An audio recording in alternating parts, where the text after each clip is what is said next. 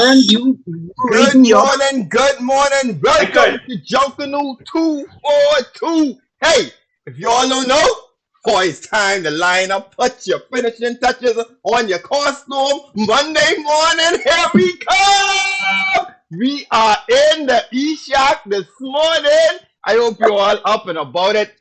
I hear Bastian say he didn't never want to leaf off the tree. If you leave, if ready, the trees ready, missing leaves, ready. he got him. Monday coming. Kevin, how you doing, man? How you doing? Life is beautiful. Life is beautiful. You know, on my way here this morning, there's one big squall of rain on top of the hill. That's a story that will never get old. Ever. Morning, Arlene. I have to come to you, Arlene, because I know you ain't got no excuses like him. Good morning. Oh, it's all downhill early. Let me break quick because Darren Bastian sound that Monday coming sound like a poem. Let's get started the right way first. It's all downhill, and you all have clergy in the E-Shack and misbehaving. I mean, no brought up see man. They just don't know how to behave. Can't bring them out amongst people. That's like them badger and talking in the back of the church. Yeah. So let us pray. Heavenly Father, for the gift of life, we give you thanks. For our nation, we pray for peace, prosperity, and principle, recovery and restoration. And for ourselves, we pray for wisdom to use your gifts wisely, especially the gift of Junkanoo, so that we may honor you, serve your people, build better communities, a better Bahamas, and a better world. Amen. Amen. Proud to be Bahamian. What y'all got this morning? Give it to me straight. Well, I'm proud to be Bahamian. I see that our Carifta teams, track and field, they've landed in Jamaica, so I suspect that competition would have already started today. And also our swim team is in Barbados. Carifta swim team is representing the country as well. So we expect great things from those young Bahamians, their parents, and their supporters. Go for gold, guys. Absolutely. And my proud to be Bahamian moment is on a slightly different vein. Because, you know, when you say the Bahamas is a Christian nation, you have lots of people who take exception to that. But let me tell you, yesterday, at least in the circles in which I moved, which wasn't far from home, the circles in which I moved, it was obvious that this was a different day. And so I am very proud of the fact that we do not run from our Christian heritage. And truly, I must say thank you to ZNS, because all day TV 13 was playing, was showing religious movies. And they had us, wrapped right up, especially Ben Horan, that chariot race. Boy, Ben-Hur, wow. Never grows old, never grows old. So thank you, ZNS. You really added to the mood, the somber mood, and reflective mood of yesterday. And we are very grateful for that. Definitely. On that day, I really like to watch Passion of the Christ. Yes. That to me is if I may use this word, a riveting movie. Truly. If I may use that word. And you know, let me tell you what came home to me stronger than anything. My godmother is 98. Wow. And she is here with me this weekend, Gaudy Root. And Gaudy Root was sitting watching the movies with us. And when the movie got to the part where they nailed Jesus to the cross, I don't believe she kind of like drifts in and out. So I am not sure she realized that it was him that was happening. But her instinctive reaction was, they putting a nail in that man's hand. They nailing him to that cross, and you know the it was so real. It just brought it home. You know, she just had a natural reaction to the crucifixion, separate and apart from what we normally do, what we say by rote. This kind of thing for her, it was fresh, and it was they were nailing a man's hand to a piece of wood. She could not get over that, and that really underscored the whole message of Good Friday for me. Wow. But look here. You know, on ZNS radio talking about ZNS TV and they movie, but they ain't talking about what ZNS radio been doing all week. Well, we ain't get to that yet. We ain't get to that yet. We ain't get to that yet. Why are you rushing the bus? You should have jumped on that first. You on ZNS radio. You know what? You know what? You know what, Ronald? Blame the lady in the pink shirt. I'm not a lady. Guest is not a lady. Darren's not a lady. None of us got on a pink shirt. So blame that. You mean the best job for the best man for the job? The job. Exactly, Ronald. Blame that person. Blame that person. I need to stop. Ronald Sims, my dear, let's say ZNS period, did a magnificent job in setting the tone for the whole week. You are quite right. And we begging your pardon, and we concur with your sentiments wholeheartedly. Absolutely. Thank you, ZNS. You make us proud to be with you. Thank you. You fix it. That's good. Yeah. You gotta know how to bounce back quick. Well, folks, since we have introduced y'all properly, if y'all don't know what we're talking about, we are smack dab in the middle of the Easter period. All right?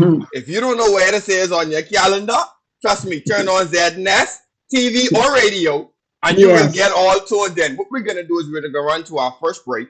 And when we get back, we're going to dive right into the topic that we have for you guys. Ladies and gentlemen, we'll be right back. You're tuned into Junkanoo 42.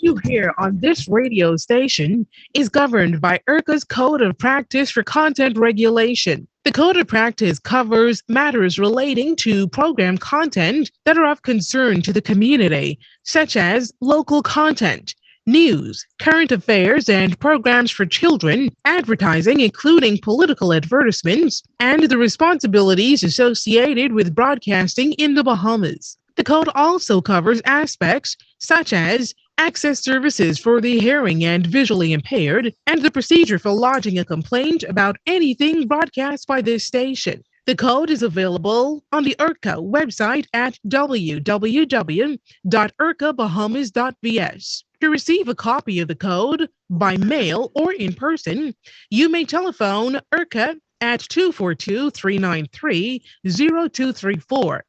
Family Island dialing is toll-free at 1-242-300-8722, or you may send a request by email to info@ircabahamas.bs. Boy, you see what just going down? No, Dre, what going on? Pokemon, them stand up Grammy on the take a pension, man. Dread and broad daylight dude movie, my boy. No, man. Dread, these dudes need to stop. That could have been my old lady. Boy, real dog. You can get them off the streets by calling Crime Stoppers and reporting what you see off in the Grammy. Then I would be like old dead dog on the side of the street. Nope. Safe. Calls answered in Miami or Toronto, Canada. And you ain't giving them no personal information. They just give you a PIN number. What I could do with PIN number? Boy, when they arrest Pokemon, you can call Crime Stoppers with that PIN number and get some cash. Like they say, tip for tip. You say I get cash? What's the number you say? From Nassau, call 328-TIPS. Or free from the Family Islands at 242-300-TIPS. Together, we can stop crime before it's our time. Call 328-TIPS or from the Family Islands 242-300-TIPS. Service announcement was brought to you by Crime Stoppers in conjunction with the Broadcasting Corporation of the Bahamas.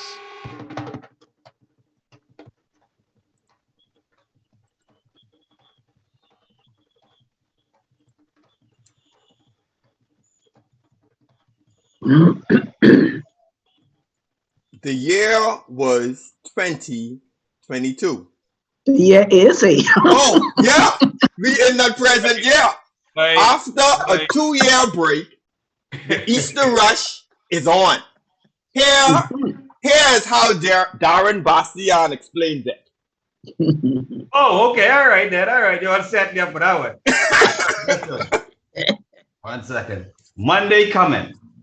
Monday coming, we will rise. We ain't rushing for no prize. Here to celebrate the virgin birth and to feel the rhythms of the earth. Monday coming, you will see all of we rushing joyfully. Yes, we miss this rush so much. It's been a while since we've been in touch. Monday coming, we can't wait. Junkanoo music to appreciate. Drums, bells, and voices too. We're so happy you have no clue. Junkanoo coming, line up, they say. We can't wait for Easter Monday. Happiness to us it gives. We thank you, Father, because he lives. Wow. There you go. So that's why we send you to school. Wonderful, wonderful. So listen here now, before we continue, this poetry does just spout right out of you, eh? Just bubble up and pour out, eh? Just like that. It's Wow. 8:45. That just came to me just like that this morning. Wow, that is a gift, and I'm glad you have answered that call because we are all the richer, and hopefully it will inspire more people who have poetry and prose bubbling up in them to give voice to it. Thank you, man. That was beautiful. No problem. My pleasure. Thank And you. so, ladies and gentlemen, welcome back. The whistle blow. We are lined up and we are ready for this segment of our show. This is the rollover. And this morning, as you know, this is Holy Saturday in my church. As far as I remember, this is the only day of the year that there is no mass at all because it commemorates the silence of Christ in the tomb. So this is Holy Saturday, and we could think of nothing better to discuss this morning than Junkanoo and religion. And we have a very distinguished man of God and Junkanoo as our very special guest. We are so honored to have Apostle Henry Higgins here with us this morning. Pastor, good morning. Good morning, everyone. Good morning, Bahamas. I want to say happy Passover to all of us who celebrate Passover. Happy Easter to those who celebrate Easter. And just happy Bahamas Day because we are alive and well and in the Bahamas, the place where my former pastor, Pastor Miles, always say, the place where God lives. Yes. And Paradise Island is his playground. Wow. Wow. It's a pleasure to have you here, Pastor, truly. And on such a special Saturday, we're always grateful when you accept our invitation without hesitation. It's always an honor to have you here. So let's get started. Let's jump right in. Let's talk first about Easter, the significance of this feast in the church's calendar. Tell us about Easter. Well, Easter to me is the most important date on the calendar for the Christian church. Because this is the week where we celebrate and we commemorate the death, the burial, and the resurrection of Jesus Christ. And it tells that this is where Jesus Christ came to earth to redeem souls. And that is God's #1 mandate for man's soul to be redeemed back to him. And so he sent his son, Jesus Christ, to do that. And so it is so important that we as the church celebrate and commemorate. Now, normally this is a very somber celebration around this time. People very somber, very quiet. And then Resurrection Sunday gets real exciting. But the celebrating the death of Christ and remembering that he died on the cross for our sins. He took nails in his hands for us, nails in his feet. He took a sword in his side for us and took 39 lashes for us. And his blood is the blood that cleanses us and washes us from all unrighteousness. And so we take this time, the body of Christ takes this time all over the world, and indeed the Bahamas, to commemorate and to celebrate the fact that if Jesus didn't die on the cross, we would not have a right to the tree of life. But because he did die, we all have a right to be reconciled back to God. So this is an exciting time in the body of Christ.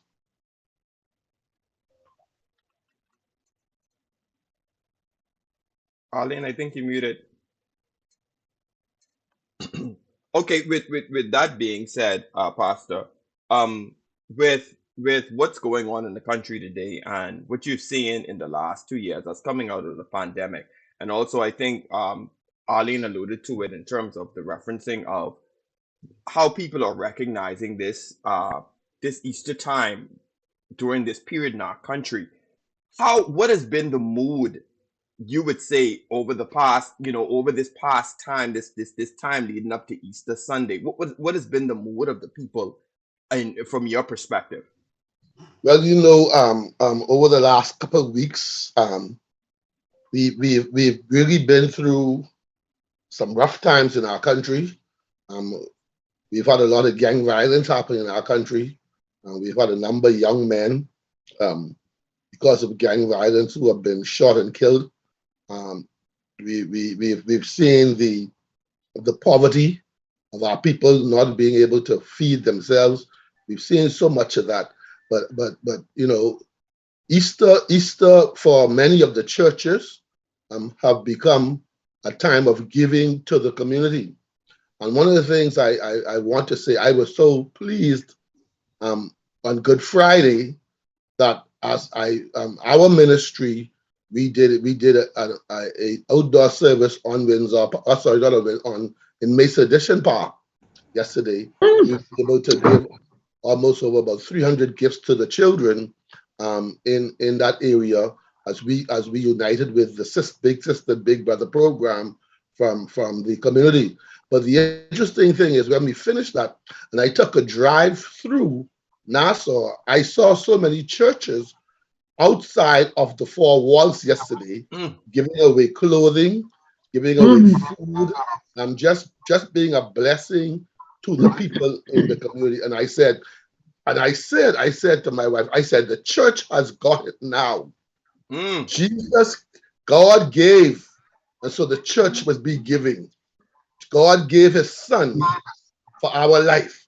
And yesterday was one of my proudest moments of being a Christian and a pastor in the Bahamas. There were hundreds of churches outside their buildings. Some were in their parking lots, some were in the parks, but they were outside giving the gospel, one, but also giving food and clothing to the people within their community. That made my heart glad. That was my proudest moment of being a Christian and being a Bahamian in this country. One of my proud to see that the church had got the message. As Christ was given for our life, we have to give to our people. And so, yes, that was exciting for me. And then we talk about the crime. We talk about the crime, especially in our rich cultural heritage villages. Sister Aggie just have to keep me on track, make sure I say the right words.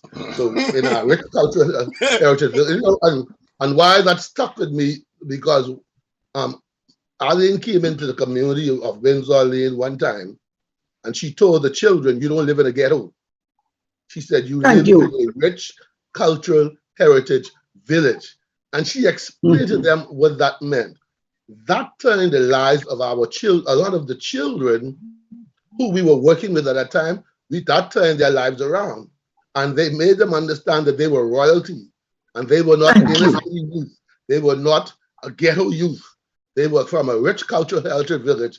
And when she explained that history to them, they understood. So they used to walk around the community, I am royalty, I am royalty, I am from the king. And so that was exciting. But over the last 2 weeks, we have been going through those communities with the marching band, Apostle Carlos Reed, and the Brotherhood Program, Bahamas Prison Fellowship. We've been going through those communities and just talking with our young men, ministering to them, sharing with them, using the marching band as a drawing tool to get them out of the houses, to get them out of where they're hiding from. And when they hear band, they come out. So we were able to touch the lives of many young men over the last 2 weeks through Ruperdane Lane and 1st and 2nd Street. And this week, we're going to 3rd and 4th Street. Now, here's my pitch. here's my pitch. I'm going to pitch to all the Junkanoo groups, and I'm going to send this a letter. I'm penning this letter. Why don't we come together along with these organizations that works with us as a team, and let's stage a Junkanoo rush in each one of these communities and see how many of these young men we can recruit into our young men and young women we can recruit into our Junkanoo groups. And if they don't even come into Junkanoo group, they can come into the other organizations as they come to the forefront. Because I believe that in this season where we are, the Junkanoo and the church are the two biggest tools to prevent crime and criminality in our country. Beautifully said, Pastor. And going back to what you said earlier about giving away the stuff, truly it was very, very impressive. And I a young mother recently said to me, she ain't getting a children no Easter basket because they don't deserve it. And my response was, we didn't deserve for our Lord to die on the cross on Good Friday either, but he still did. So this is also a season of forgiveness. This is a season, the price has been paid. So my dear, go and get those children Easter baskets and let them celebrate Easter the way they traditionally do. Do not punish them in such a joyful season, especially. Let's find another way. And so, you help us. All these things will help us to put things into perspective. We a lot of times we associate gift giving with Christmas, but Easter, as you quite rightly said, that's the greatest gift, and truly it's a joyous time to be alive, to be celebrating in spite of everything else. Pastor Higgins, not to put you on the spot, but I'm sure you're well equipped to answer this question. If I am a young man under the tree and I am a member of a gang, right? Nice. My question, what Junkanoo can do for me, boss? Excellent question. But I always tell people, my favorite thing about Junkanoo is it brings me into another gang, but a gang that doesn't speak to violence. It brings me into a group of people who show love, and I'm not even speaking just from, but I'm speaking from when I first joined the Saxons.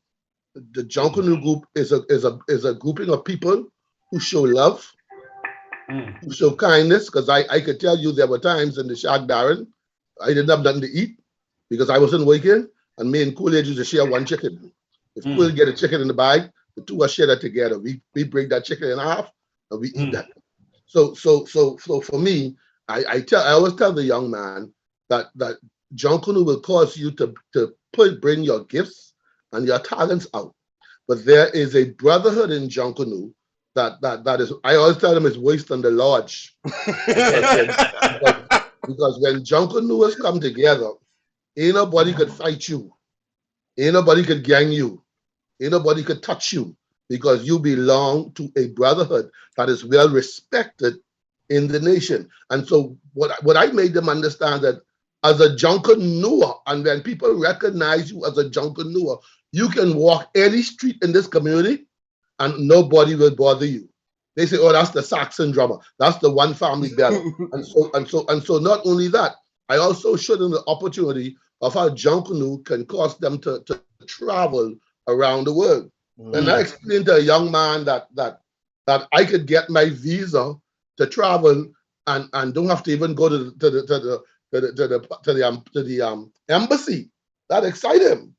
Because when we do Junkanoo trips, we send the passport to tourism, and tourism, our culture, take you all that. All these little things I share with these young men. The fact that Junkanoo has taken me to China, to France, to England. And I showed them the picture of me and Darren one time in the World Games, at the World Games 2001. When we come, who can get the most picture? All these little things, as simple as they sound, all these young things you share with these young men, that gives them hope. When they realize that I have never even went to Cat Island, but I could go to China. I could go to England because of Junkanoo.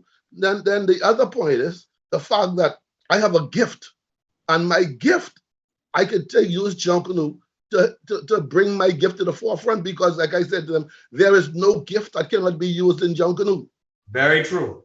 Junkanoo carries every gift, whether it's creative, whether it's administrative, whether it's technical, whether it's medical, we still could use you.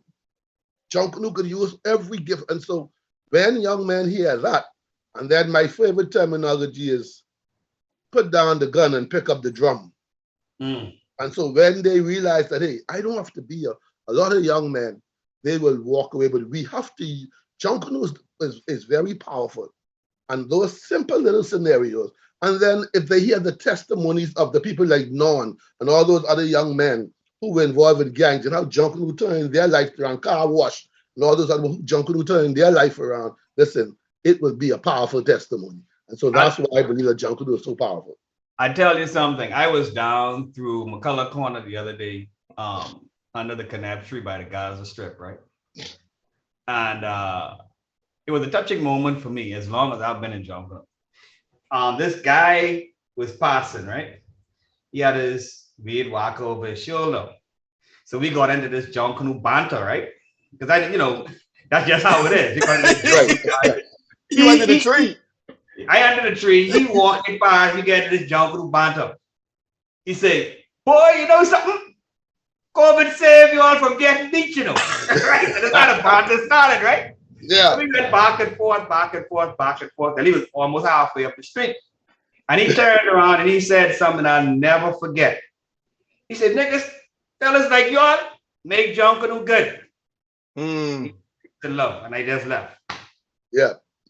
Powerful. Because people who may not necessarily understand the power of an interaction just like that.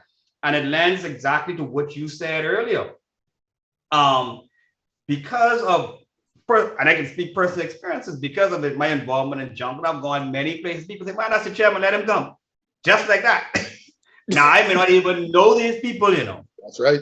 Right? I may not even know these people. And that's the way it is. And I'll share another story. I went to a restaurant one night with my wife. We didn't have any reservations, right? So when I got to the door, the lady said, "Sir, do you have any reservations?" I said, "No." She said, "Well, sorry, sir. I can't help you because we're full." Out of nowhere, this guy came. I'm not going to call the restaurant, right? This guy comes and he said, "Chairman, you want to eat with us?" I said, no, man, I got to go because you're all full." He said, "Full?" Said right now. In 5 minutes, we had one of the best tables in the restaurant. I don't know this gentleman from a can of paint. But because, like you said, Pastor Higgins, you're known in the Junkanoo fraternity, it makes all the difference. And what makes the difference as well is how you treat people. I don't care which group you're with. Right? I got my banter with you now. I go in, but I get spouted. Right? But we know the place that comes from, and I think, you are absolutely right. Junkanoo is an extremely powerful fraternity and definitely a powerful movement for change in the right direction. Well, folks, we got to run to our second break. When we get back, we're going to pick up this conversation, the impact of Junkanoo and the intersection of how it all intertwines into the religion of what we're celebrating now in this Easter holiday season that we're in. We'll be right back.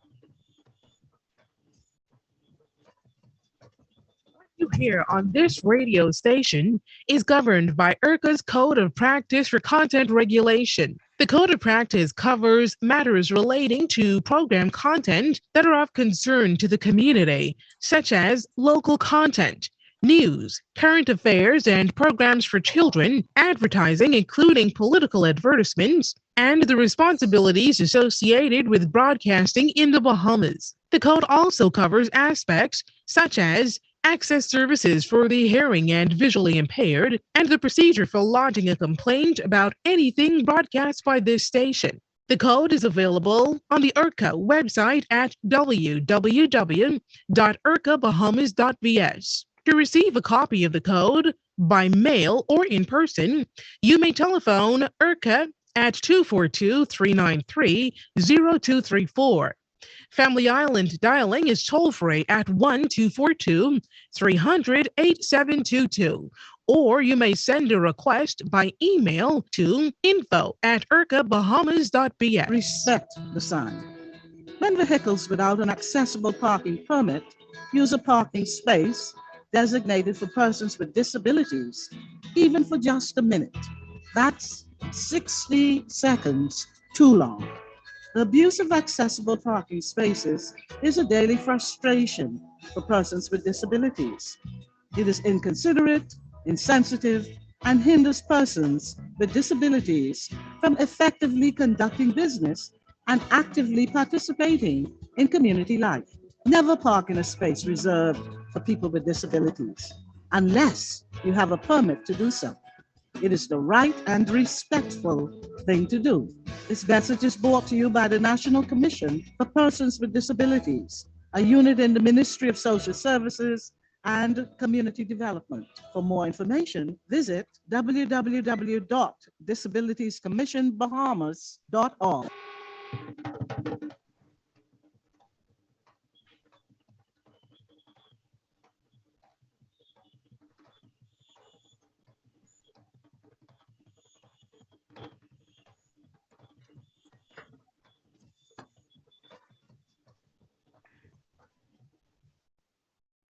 From the Junkanoo archives on the Junkanoo timeline, the year was 1965. The fourth James Bond movie was shot in Nassau, and a special Junkanoo parade was held on Easter Monday for it. The Vikings, depicting United Nations, and the Valley Boys depicting the Valley Gamblers, head to head up and down Bay Street, and Bond, James Bond, ducking and dodging in between. And when it was over, it was the mighty Vikings, victorious with the win to win the historic first ever Easter Junkanoo parade. And because the shooting of the movie was not finished until 9 p.m., when the parade was over, the Junkanoos came back, 9 a.m., the Junkanoos came back that night for one last lap. The first ever Junkanoo Easter parade, 1965. Another exciting notch on the Junkanoo timeline. Welcome back. You're tuned in to Junkanoo 242. The whistle blow, and we are all lined up this morning. We're very pleased to have our special guest. I mean, we're in the middle of holy season, and we're looking at Junkanoo and religion. Before we went to the break, we were talking about, how Junkanoo could be used positively in the community. And Angelique's comment is that, Junkanoo would allow you to interact with persons from various backgrounds and bring exposure to individuals and allow you to see the world through the eyes of others. You'd be able to open your mind to other positive alternatives. Pastor, some of the things that you have seen in the community happen with people impacting their lives through the use of Junkanoo, and of course, merging that with your church teaching. What are some of the things you've seen happen? Well, let's say for example, I've seen a young man. I remember when we first opened our shack on Windsor Lane, a young man rode up to me on a bicycle. He said, "What y'all doing here?" I said, "We're getting ready to open up a Junkanoo shack." He said, "I could be a part?" I said, "Yes, sir." So he drove down, he ride with the bicycle and came back with mothers with 15 other guys on the bike. All of them came on bicycle. None of them over 18. All of them in school. And they come to be a part of Junkanoo group. And I said, "What y'all used to do before?" He said, we was bikers gang. We used to ride bicycles. But this young man was very, very artistic. And no one had ever seen his work. So he said, "Pastor, I could draw, So he ran home and brought out all sorts of drawings, Junkanoo costumes that he had drawn that nobody had ever seen before. Wow. And so Conquest for Christ at that time gave him an opportunity to expose his talent And many of the costumes you saw on Bay Street, especially that year, was from his drawing and designs. So I'm saying this because Junkanoo has changed their lives. And as a matter of fact, Conquest for Christ changed that entire street. That street, when we came to that street, there were like six drug dealers on that street. There was one right next door to the shop. You know what I did? I got the drug dealer, I got his brothers and sisters involved in the group. And when he said, man, Rev, I can't be around here selling drugs with my sister and brother here. So he moved because his younger brother and sister was involved with the Junkanoo group. And he was selling drugs right to the shop, next to the shop. And he didn't want he didn't want his brothers and sisters to see all the things that he was involved in. And so that's how powerful we became. Conquer Christ came on Windsor Lane, changed that entire street, that the police had no problems coming. The police used to come on the street and just hang with us. The police help us to construct that shack, fix that shack up. I talk about the police was bringing paint. The police was also help us to fix that shack. Why? Because they saw a Junkanoo group about to bring change to a community. And so all of these young men now who were either destined to be in a gang or were in gangs. I've married, some of them already married. Some of them are working, driving. I mean, I was in a traffic accident in last year, March, about this time. And one of the young men who was a member of the group, he was an ambulance driver. And when he heard that there was a traffic accident, somebody said, Pastor Higgins, whatever route was on, he turned and left where he was supposed to go and come where our traffic accident was. But when I saw his face, it was exciting. And by the time I got to the hospital, there was the doctor who Junkanoo Conquers guys had turned her life around. And she was now a doctor in PMH. But that's the kind of impact that Junkanoo has made in us. And you know, when Archbishop Slammy Thompson said to me one thing when I was leaving the Saxons, he said, Higgins, I appreciate your group, but he said, what I want you to do is make sure that you touch the lives of our young people as you start this group. That's one thing Dr. Slammy Thompson said to me. And I never forget that. And so that has carried us all along the way. But we can affect positive change in our nation if Junkanoo groups are given the right tools, the right amount of finances. You just don't need money to go to Bay Street. You need money to impact the community. Because a lot of us, like one family and ourselves, we take our money for Junkanoo and impact the community. But imagine there's so much more if the government say, listen, here's some money to impact the community where you are. You see? True. And that is what we need. We need that subsidy so that we can impact the life. Now, not everybody might want to rush, but we could do more scholarships. Okay? You have people who need to go off to school. We could do more school. People need clothing. We could feed them. We could clothe them. We could help in small home repairs. We got plenty carpenters in Junkanoo. We could help in small home repairs in our communities. There's so much we could do. And that is why I always tell people there's no separation between the Junkanoo and the church, because we all have the mandate to make our society better, to make our nation better, to make our people better. That's our mandate. And that's the mandate of the body of Christ. And that is the mandate of Junkanoo, to make our nation a better place for us to live in. You know something, Pastor Higgins, Junkanoo is not a perfect quote unquote science, right? And sometimes, and just like anything else, we have some good things and we have some, not so complimentary things. I think sometimes we tend to get on a tangent where we see everything that is wrong with Junkanoo.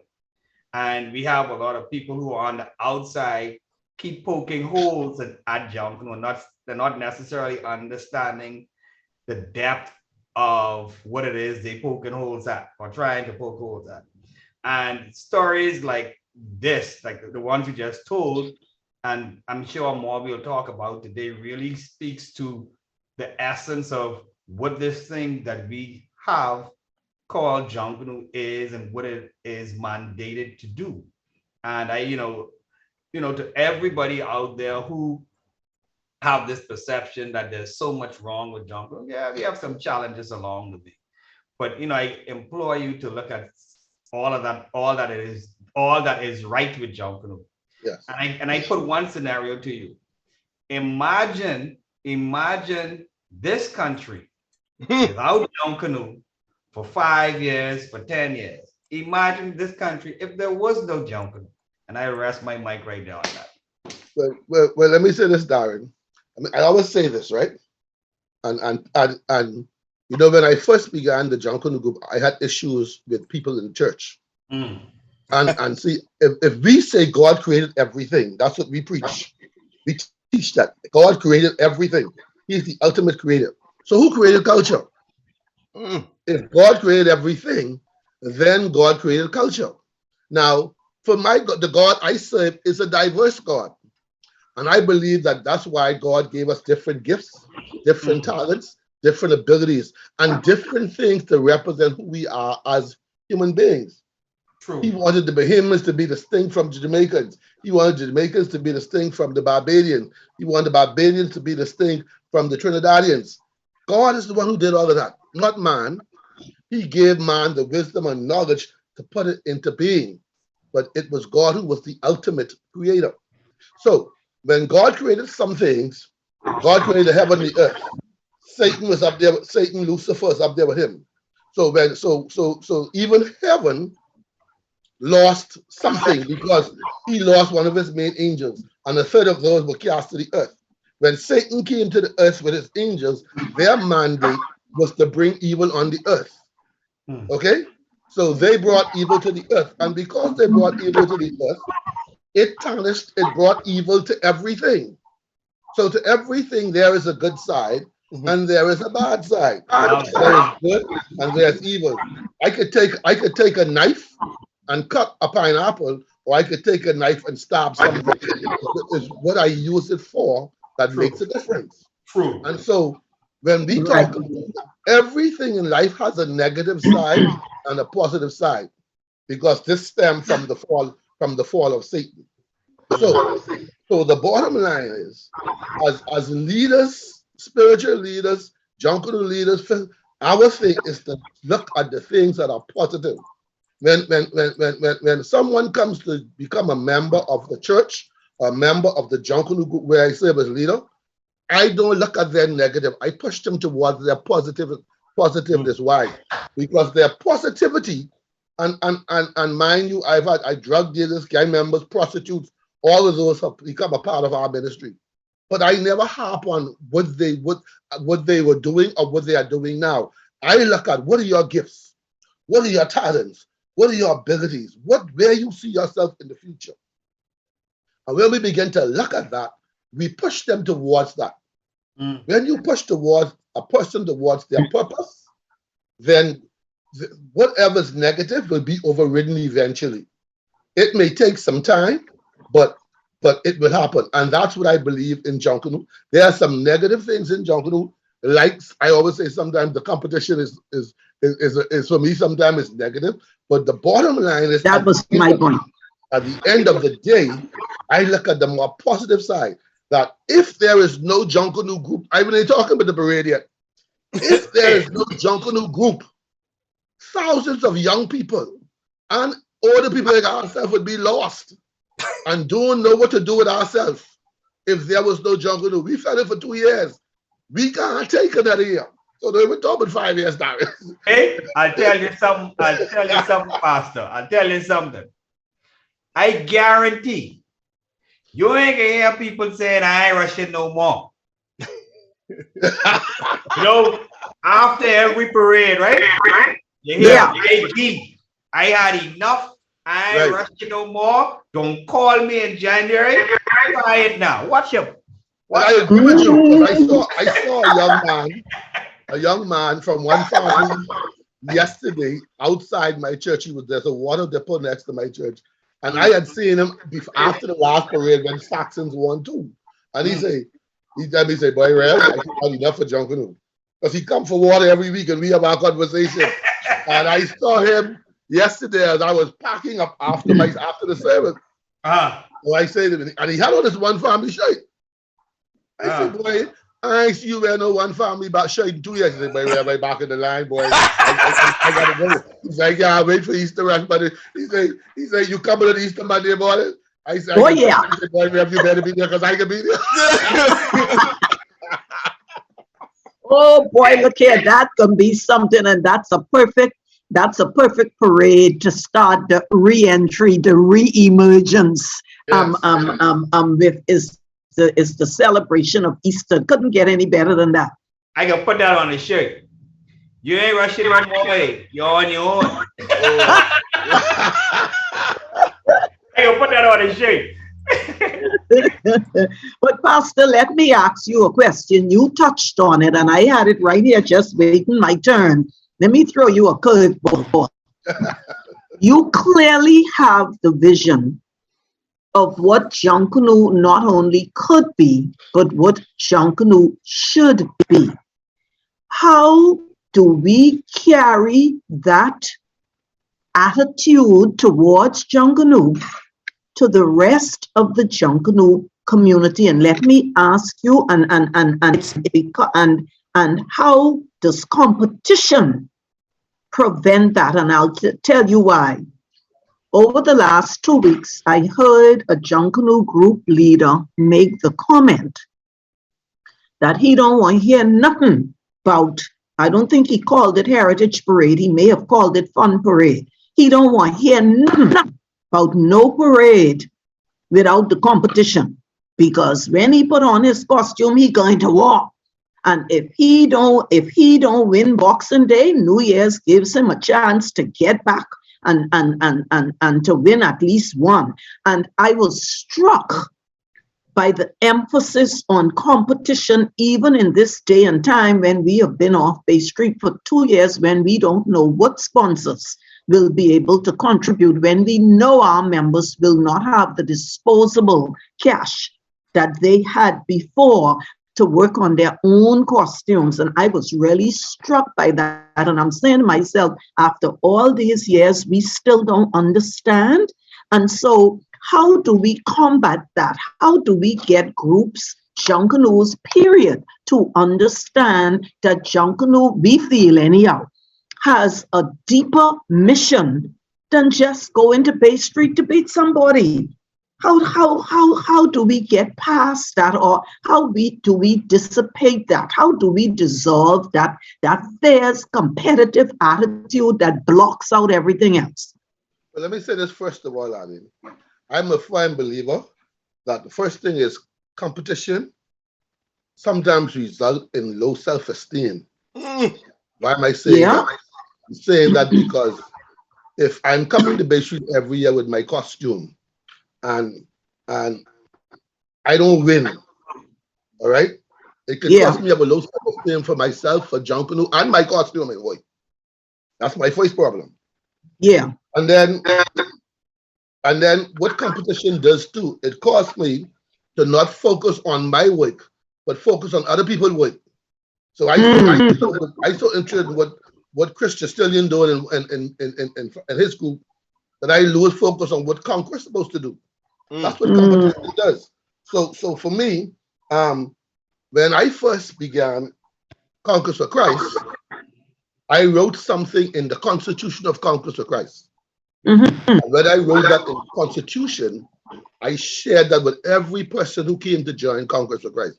So it gave them an option: you could come or you could leave. But this is the Constitution states for Conquest for Christ tells us that Conquest for Christ is not out there to win a parade. We are out there to win souls and to spread the message of Jesus, the gospel of Jesus Christ too. And thirdly, to share the culture of the Bahamas with the people who come and see Junkanoo. That's in the Constitution. So the only way we have to, this Junkanoo parade that's upcoming should be a reset, a retooling, and a relaunching of Junkanoo. It has to happen. We have to do it with the leaders first, because you got to do it at the top. Like you said, one person saying, you see? So we have to relaunch, reset, and retool the mindset of the people in Junkanoo. And when you and in retooling them, we will make them understand that these parades can no longer be about me coming first. Because I always tell people, just the fact that Genesis or Roots or One Family make it to Bay Street, that's a win. How many groups have been started and never made it to Bay Street? Or how many groups have started and can't rush no more? So we have to retool and reset the minds of our people.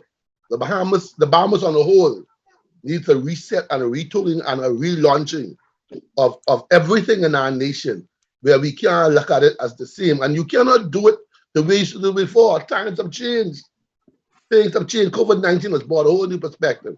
And so we have to put these things in writing, but we have to have an agreement, and we got to reset the minds of our Bahamian people.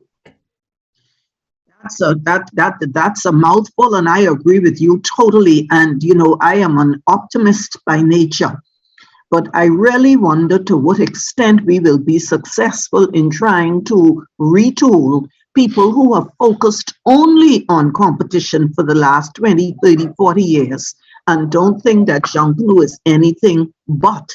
And so I think Pastor, we need some special tools. That's some serious retooling we got to do now. That's some serious retooling. Let me ask a question. Let's throw a different mix in this, right? Mm-hmm. How are we defining competition?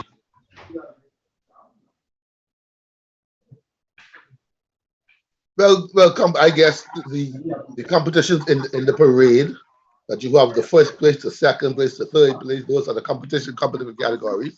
One of the things I wanted to say is that maybe we could look at using competition sparingly. When I say sparingly, let's say, for example, if we're gonna do a parade, and we want to try to change the mindset, instead of saying, okay, no more competition. Maybe you'd want to say, okay, move into the same, we're just going to judge certain categories. I know we did do it, so it could be done. We did do it at Junkanoo, at Summer Junkanoo Festival, where we did not announce overall winners. We just announced category winners. And then, all right, where they gave the seed money, it happened at Summer Junkanoo Festival, they gave the seed money, they didn't announce the overall winners, but they announced category winners. So it could be where you do it sparingly as you move on. And ladies and gentlemen, on that note, we are going to run to our next break. And when we come back, we will continue this fascinating discussion with Apostle Henry Higgins. Please don't go anywhere. We'll be right back.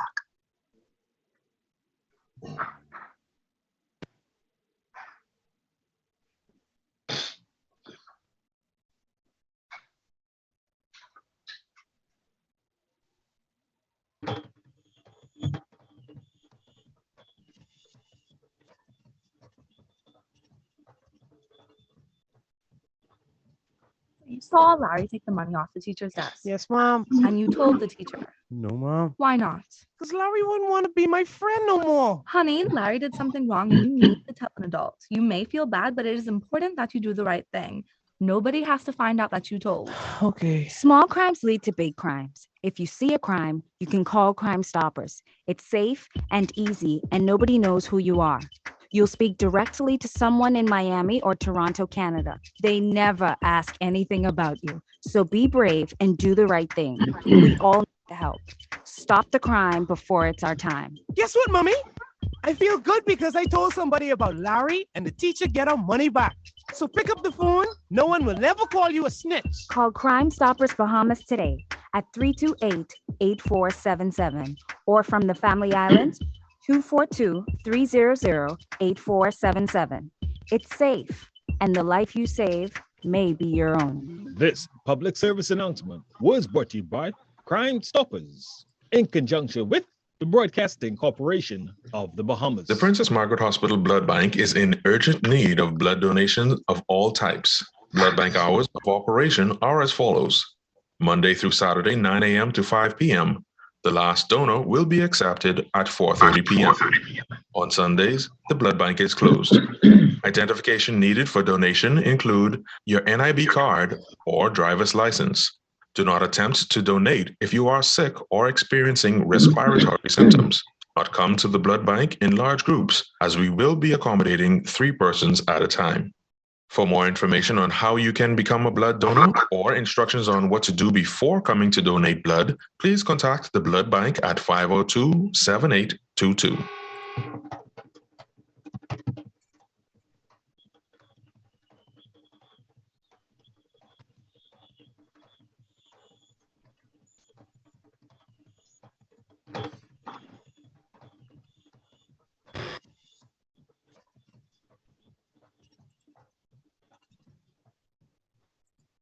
Examples of excellence. Leslie Johnson began his Junkanoo career at the age of 13 under the banner of the Happy Youths Junior Junkanoo Group, headed by Jack Saunders. He went on to join the Valley Boys and became especially intrigued with costume construction techniques. He was instrumental in designing and developing and exploring the use of steel frames for lead costumes and aluminum rods for the larger and even small costume applications. In 1991, Les became co-leader of the new Roots Junkanoo Group and ultimately the leader of Roots. Between 2006 and April of 2010, he acted as chairman of the recently formed Junkanoo Corporation of New Providence. During this period, the JCNP was given control of the Boxing Day and New Year's Junkanoo parades, partnering with the government of the Bahamas. Under Les's steady hand, the corporation consolidated its base and its place in Junkanoo history. Leslie Johnson, invaluable contributor to the growth of our Junkanoo. This week's inductee into the Junkanoo 242 Shack of Excellence. Welcome back, ladies and gentlemen. You're listening to Junkanoo 242, the E-Shack. This is the Easter Shack. Is wide open. Boy, I see the one cross back. One time, I see the one cross back. I ain't ready to get that part of the kitchen. Boy, I got him piled up over there. It's funny, we're having I got him piled up too.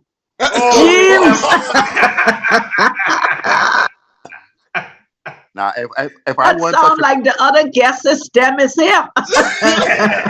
if I weren't such a good Christian man, I would have brought my nice red snappers and charm you all, but I wouldn't do that to you because I know you're too all kind. the way from Rumkey. Oh my goodness! Show off yourself, then. Show off yourself.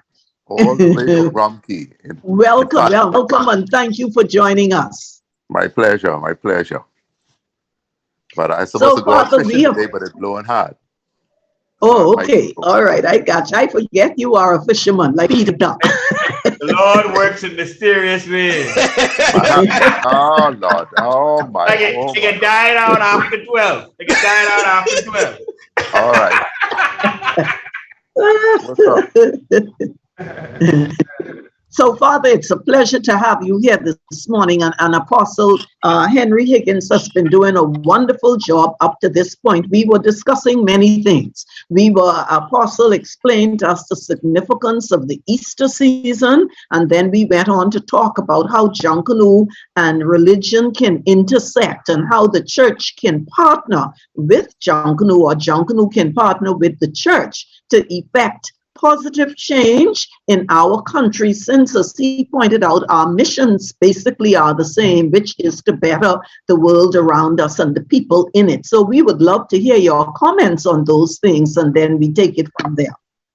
Well, the Higgins and some other pastors have, for the lack of a better word, perfected the art of meshing the two. Because all of us are old enough to know at one point, Junkanoo was considered for the vagrants and the sinners, and no holy person would ever be found in a Junkanoo shack. Right?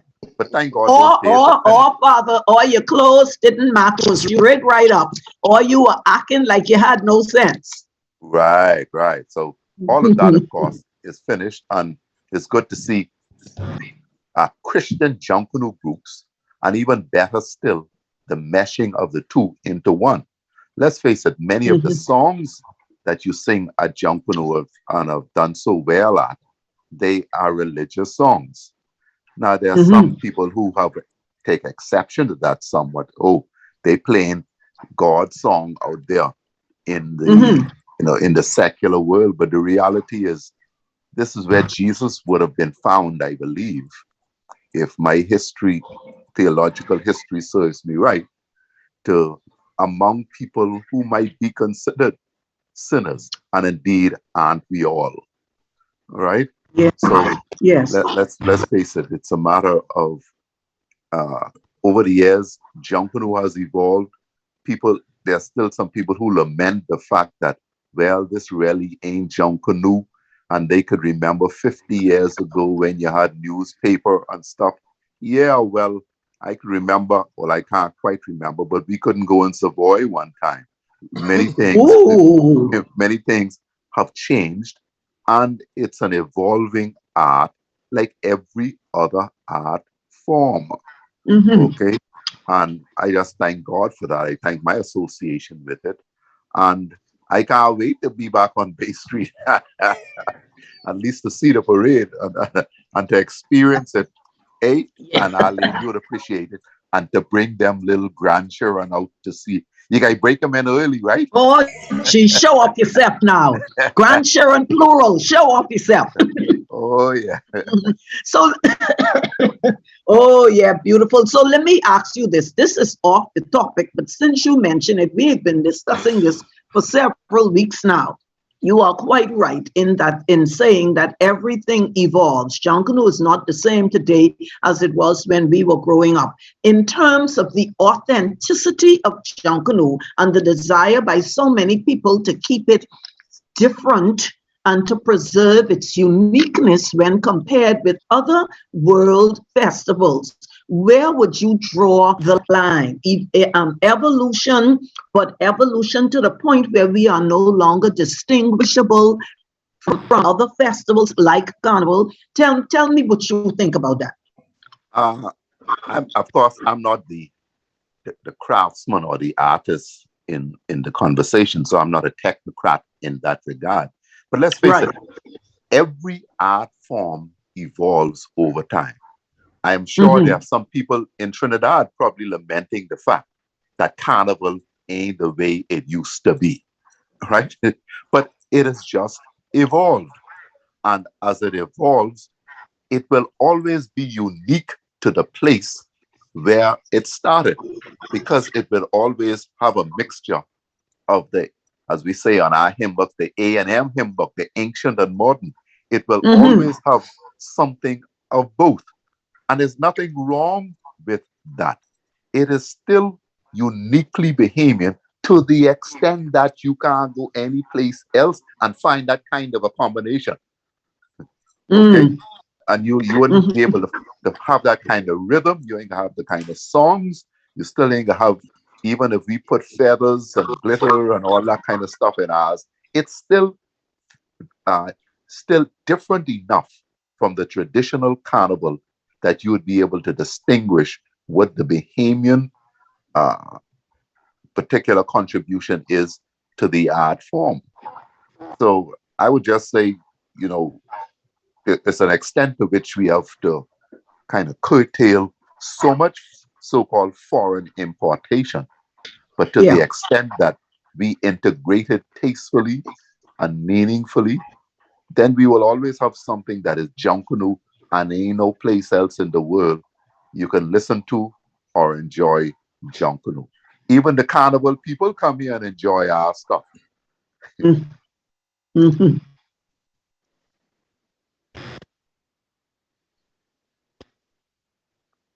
So let's continue to do what we just continue to do what we are doing, and enjoy it. Enjoy it. Yeah. And so on to this point that Pastor Henry Higgins mentioned so eloquently, the role of Junkanoo and how we have the same kind of mission as the church. We had gotten into a discussion on to what extent the focus on competition hinders some Junkanoo groups from seeing a bigger picture in terms of Junkanoo and what its mission should be. Talk to us about that. Let's face it, there's no doubt about it. Competition would prevent or retard some people's involvement in it. Because if you can't win, we like to win. Okay? Oh yeah. Everybody likes to win, and everybody likes bragging rights. To the extent that some of the smaller groups in particular can't win, then they just believe, well, or they could tend to believe that, well, ain't no use competing. If you can't win, ain't no use competing. But we know that that's not the case. Everybody is a winner. If you go out there with your hang 'em high thing with, or if you go out there just the paper boy, that is your expression. That is how you feel at that time. You are involved in the cultural expose of the country. Enjoy it. You ain't going in there to win it, but that I mean that you can't be in it. All right. And to use a well-worn phrase, everybody wins.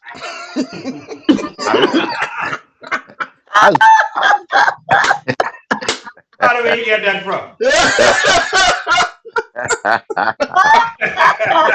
Oh, that one is too cute. All right. What is Darren? What is your slogan, man?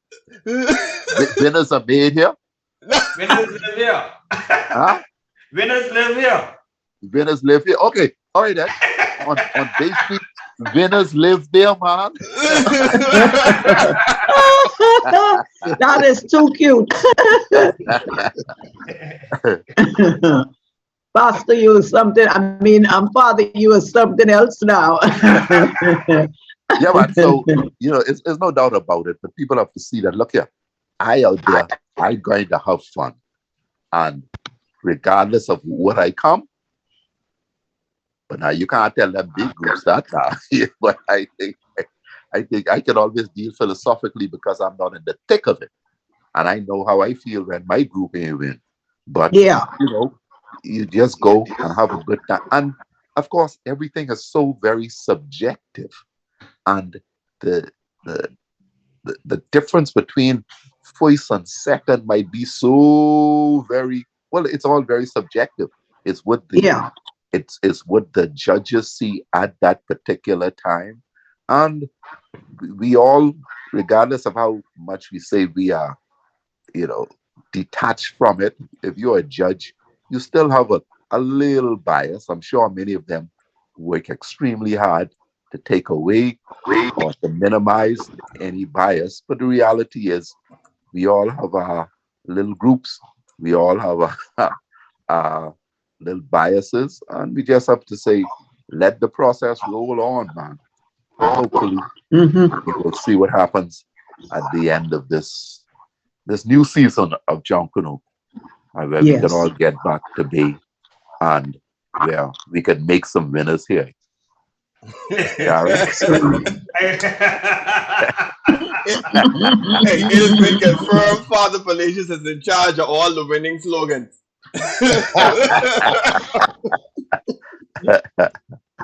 But I have just a slight twist on like you say about the competition. I think a lot of people look at it, and I think Bastian alluded to this earlier in the show when he said, what you define as competition. And I think Mr. Higgins also brought it up when it comes to Pastor Higgins said self-esteem and self-confidence. Even though you may not win, quote unquote, on Bay Street or on the parades, however, there's other wins that people do not take a look at off of the parades in terms of if you come into Bay Street, year after year, you should see the win in terms of how is your costume improving over those years. That's a win for yourself. Even in your organization, you can set up milestones and goals for your organizations, you know, that they could win. Your organization may only had, quote unquote, if you're in a B group, you may have only had the numbers just to qualify. Now you're seeing yourself 5 years down the road. You now have you have 100 members, you have 150 members, you're having more costumes.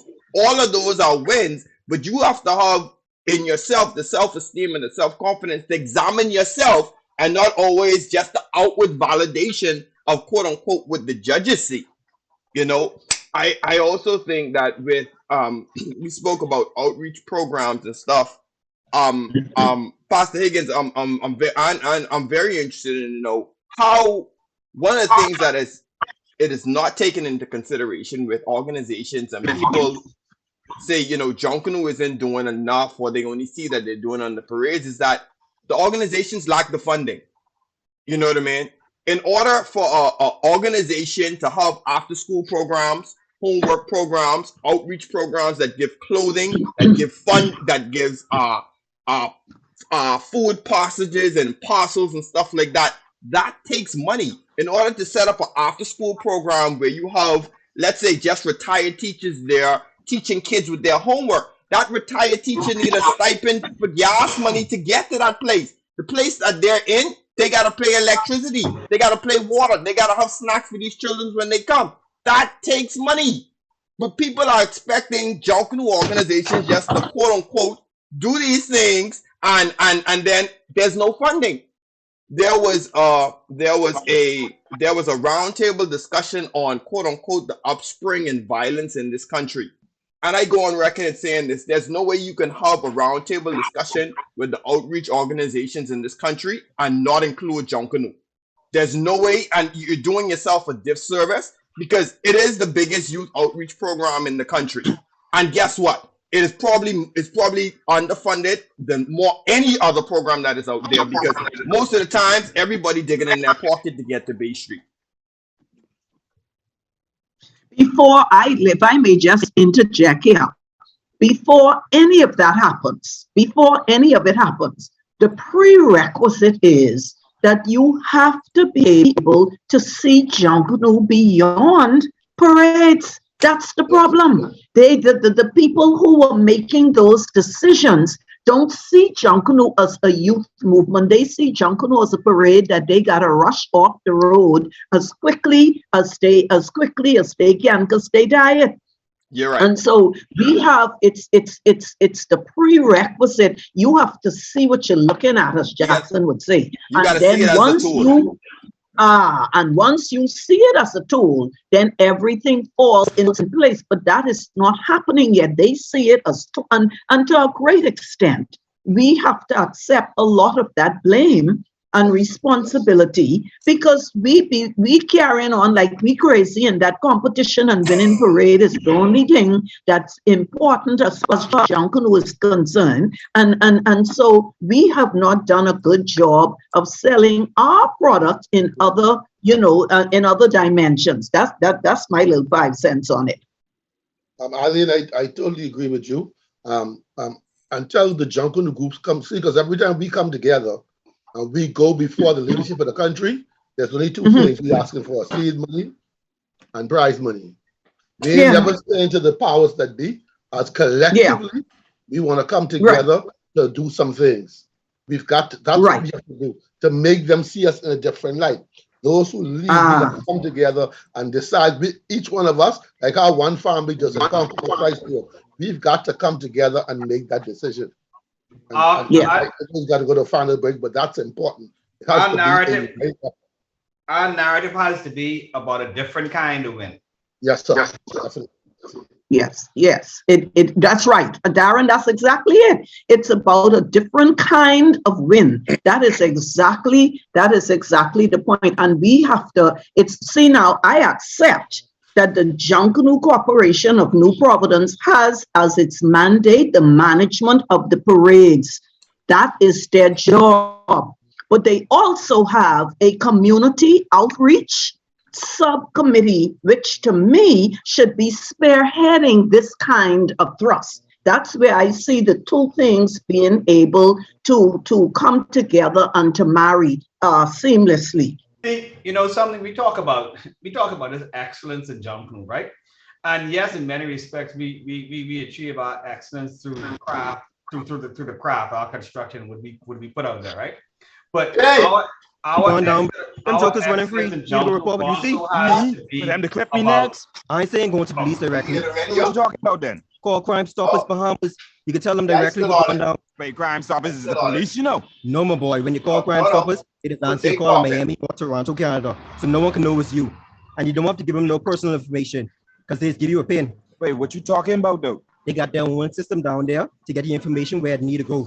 I just saying, if you ain't got nothing to lose, you might as well get these jokers off the street. Sure. So Crime Stoppers is the one that's give you plenty money for that hot news, is it? Yeah. And if you help the police with the arrest, from pin, you get some marlins. So I just saying, win-win, my boy. So what the number is though? Free up the number. Do the right thing. Stop the crime before it's your time. Bing. Call Crime Stoppers Bahamas today at 328-8477 or from the Family Islands, 242-300-8477. It's safe, and the life you save may be your own. This public service announcement was brought to you by Crime Stoppers in conjunction with the Broadcasting Corporation of the Bahamas. The Princess Margaret Hospital Blood Bank is in urgent need of blood donations of all types. Blood bank hours of operation are as follows. Monday through Saturday, 9 a.m. to 5 p.m. The last donor will be accepted at 4:30 p.m. On Sundays, the blood bank is closed. Identification needed for donation include your NIB card or driver's license. Do not attempt to donate if you are sick or experiencing respiratory symptoms. Do not come to the blood bank in large groups, as we will be accommodating 3 persons at a time. For more information on how you can become a blood donor or instructions on what to do before coming to donate blood, please contact the blood bank at 502-7822.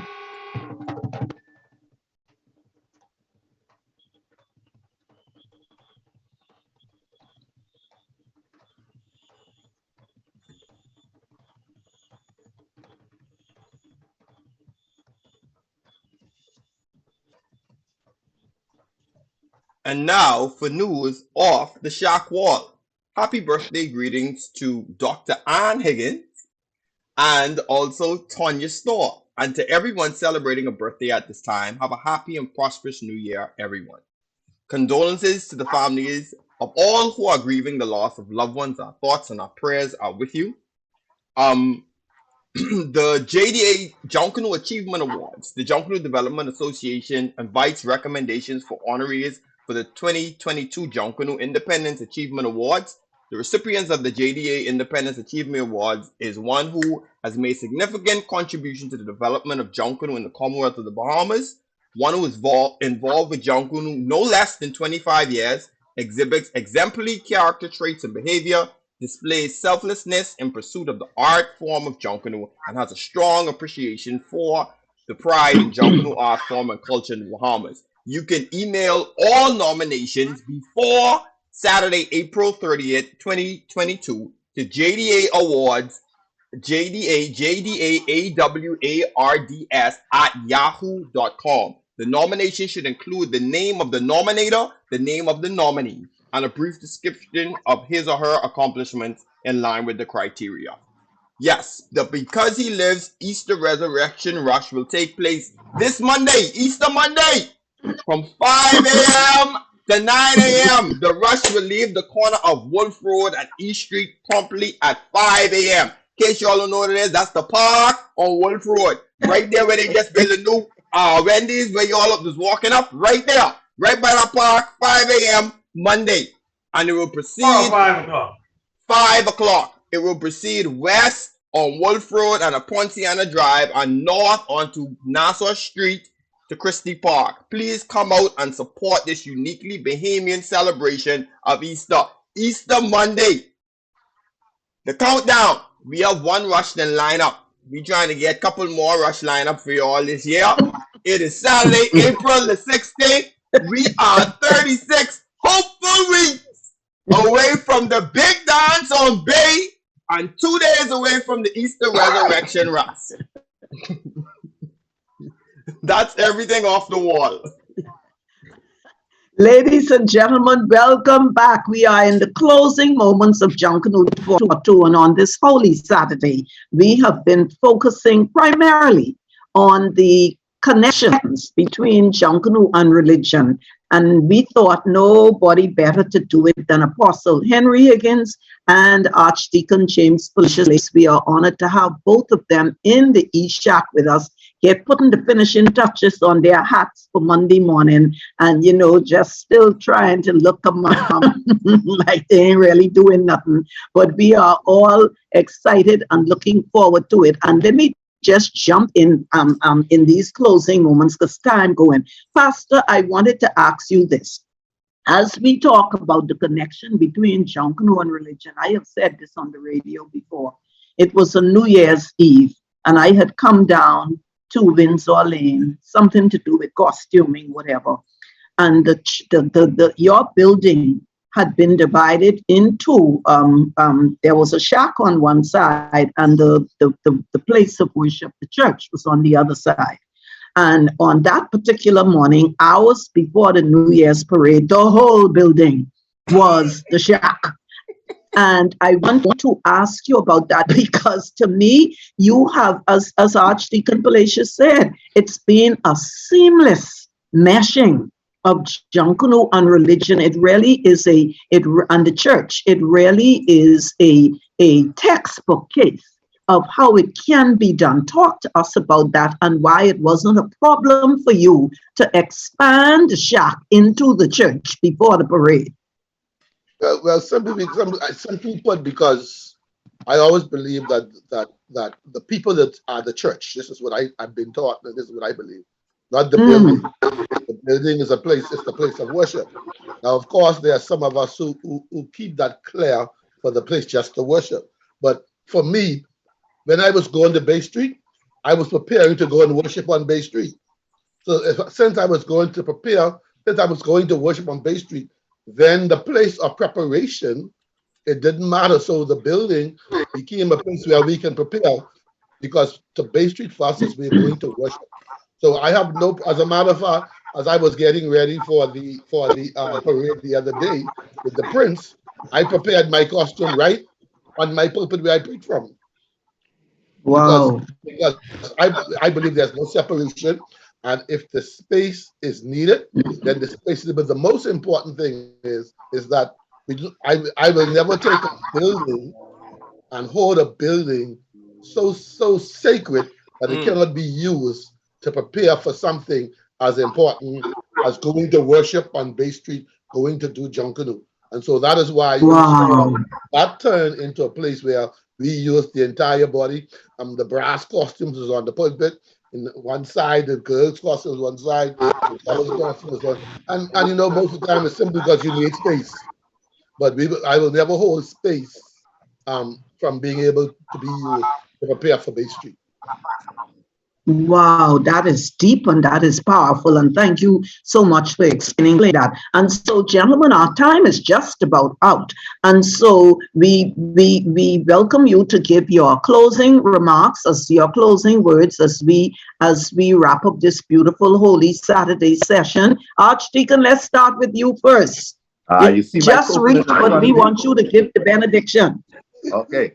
A fella just passed. He said, "Father, I hear you on the radio," and that's in Rumkey. So you see, people are listening. People are listening. Great you stuff. In Rumkey now? Right now, I go every year because they don't have a priest here. So I go and that's why I was equivocating when Darren asked me to appear, because I wasn't sure if we're going to have reception and all that kind of stuff. But last night they came and made sure I had it, and I was able to come on. No, I'm in Rumkey, man. Every Easter I come here and I visit with the people, and we have a ball. Beautiful. Okay, but thank you. I just want to encourage all of you, especially Brother Higgins, especially the groups, and I think all of them now have a community component, because people must see Junkanoo was touching the lives of people. That is what is important. So at one point, one or two groups used to distinguish themselves as having community outreach. Now it's fair to say that everybody sees that as a vital and indispensable component of what it is to be a Junkanoo group. You see, if you're talking about a Junkanoo group that's locally determined and locally stationed, then we must make that environment better, especially for the young people in these areas. So y'all keep up the good work, and you have my support whenever it is needed. God bless Thank you you all. so much. And have a Thank you very much. And the same to you, Pastor. I just want to say to I want to say to all Bahamians, thank God for the life and this another opportunity to appreciate that Christ died. He was laid in a tomb, and knowing that tomorrow we're going to celebrate his resurrection, nothing could have kept him down. And know that the same way that Christ died and he resurrected, that whatever you're going through, there is a resurrection time in your life as well. Amen. Amen. So I believe that Easter Monday morning will be the resurrection of Junkanoo. Amen. Junkanoo on Wolf Road, we will have our resurrection. And so God bless you and God keep you is my prayer. Thank you so much, fellas. We wrapping up. We gotta go. Just before you go, I understand that as a part of the Because He Lives Rush Parade, at 5:30 that morning at St. Barnabas Church, there will be a candle lighting ceremony in memory of all the Junkanoo persons that passed during the COVID pandemic, okay? Absolutely beautiful. We should be at St. Barnabas right around 5:30. Yes. Parade Thank starts you, at what Ronald. time? 5 o'clock. 5 a.m., right? 5 a.m., right. So if you're carrying your drum, you got to be there from 4 on the fire. I'm sure they'll be ready. So, ladies and gentlemen, thank you so much for being in the E-Shack with us this morning. All of you listening via ZNS, all of you in the E-Shack with us on Facebook. We are always so grateful for your contributions, and we wish you all a happy and blessed Easter day tomorrow, and we will see you Monday morning at 5 o'clock on East Street and Wolf Road corner. But in the meantime, remember now that Junkanoo 242 is all about you in the 242. And until Monday morning, stay safe, practice all safety protocols, let everything we do prove beyond a shadow of a doubt that we are all proud to be Bahamian. We'll see you Monday morning.